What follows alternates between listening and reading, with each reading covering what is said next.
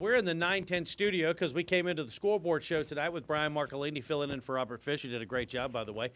Our game of the week, though, was over at Douglas Freeman. 4-5 game, expected a close one, didn't get one. Lee Davis blew away the Rebels 41-14. Boy, were the Confederates impressive. Came out the gate, 2 touchdown drives, did exactly what I thought was needed by both teams. They established themselves in each series of plays with a big first down play, rolled up 107 yards on their first 10 first down snaps that took them into the first drive in the second quarter, and Freeman never recovered from there.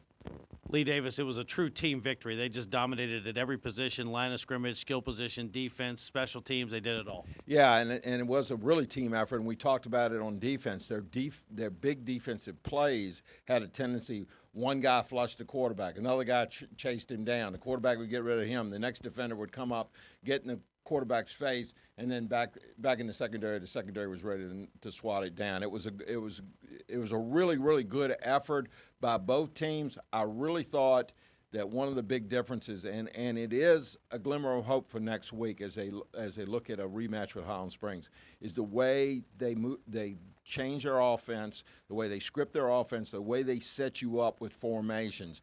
And they pretty much know what defense you're going to be in if they need a big play, because they've scripted their offense, they've taken a look at what you do early in the game, and they mix it up. And you know what that does as a nice side thing? It gets a lot of players involved. So that's what the Lee Davis, that's how they operate, and they're back. They had a nice run in the middle of the season. They got very hot, and now they're back on a nice roll, and they need to be, because they get to go to the Vic next week.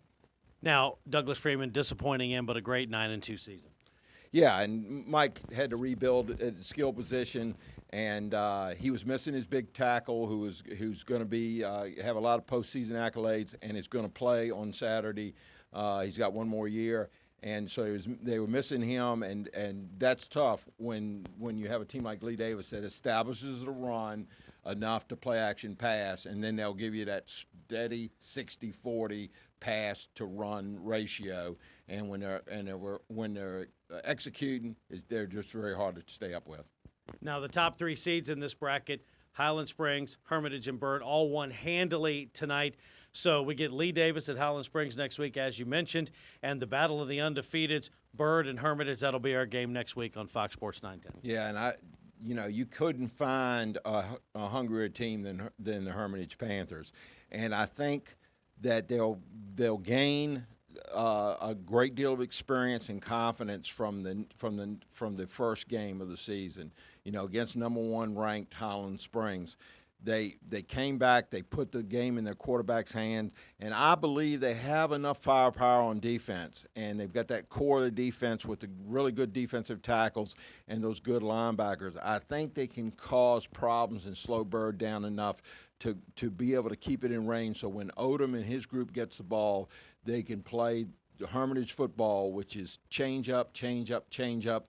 Then they'll throw that hard ball right between the tackles with you, but they don't have an established tailback, and I think that actually makes them a more dangerous football team. Let's take a quick look around. 6A, Cosby's won 7 of 8, now as a 5 seed, gets a home game because Colonial Forge lost to Riverbend, and Thomas Dale got well tonight.